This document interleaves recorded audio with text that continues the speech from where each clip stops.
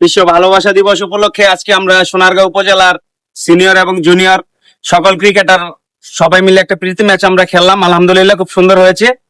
সেই সাথে আমরা আমাদের এই বন্ধন আরো সুন্দর এবং সুশৃঙ্খল করার জন্য প্রতিনিয়তই আমরা এই সমস্ত খেলাধুলার পাশে থাকতে চাই।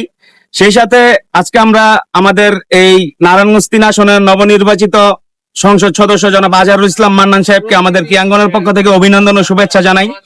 আমাদের এই যারা ক্রিকেটাররা আছি তাদের একটাই প্রত্যাশা থাকবে যেন উনি আগামী দিনে ওনাদের যে ইশতেহার ছিল সেই ইশতেহার অনুযায়ী প্রত্যেকটা ইউনিয়নে এবং আমাদের উপজেলাতে যাতে ভালো ভালো খেলাধুলার আয়োজন হয় এবং খেলাধুলার একটা মাঠ থাকে। একটা মাঠ তো আছে, সেটাকে যাতে সংস্কার করা হয় এবং বিভিন্ন ইউনিয়নে যাতে মাঠ থাকে, এটা চাইবো। এবং সেই সাথে আমরা যখন বলেছিলাম যে আমাদের আজহারুল ইসলাম মান্নান সাহেবের সুযোগ্য পুত্র জনাব খায়রুল ইসলাম সজীব ভাই, উনি আমাদের কথা দিয়েছেন উনি তরুণদের নিয়ে খুবই পজিটিভ চিন্তা ভাবনা এবং উনি চায় যাতে তরুণরা নেশা থেকে দূরে থাকুক, মাদক থেকে দূরে থাকুক, খেলাধুলার পাশে থাকুক এবং যারা বেকার আছে তাদের কর্মসংস্থান নিয়ে ওনার বিভিন্ন ধরনের চিন্তা ভাবনা আছে। আমরা চাই আগামী দিনও উনি আমাদের এইভাবে থাকুক এবং ওনাদের এই পজিটিভ চিন্তা ভাবনাগুলো থাকুক।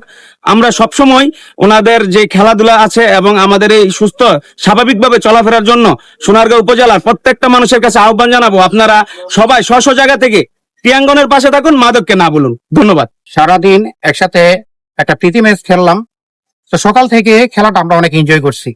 যারা আজকে অংশগ্রহণ করেছে সবাই আমার বন্ধু, ছোট ভাই এবং বড় ভাই, সবাইকে আসসালামু আলাইকুম। সবাইকে ধন্যবাদ আজকে এমন একটা আয়োজন করার জন্য। আসসালামু আলাইকুম। আমাদের সোনারগাঁ ক্রীড়া পরিবারের মাধ্যমে একটা এই আন্তঃ উপজেলা টুর্নামেন্ট শুরু হতে যাচ্ছে ঈদের পর।